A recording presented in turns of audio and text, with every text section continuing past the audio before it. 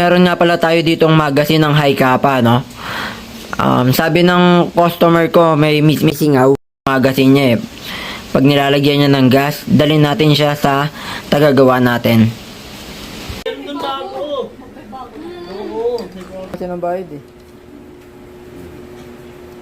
Hindi lang, bala siya sa Upang dito.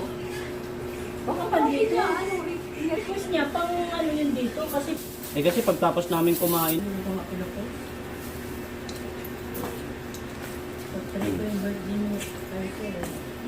Teka, dito mo bigyan.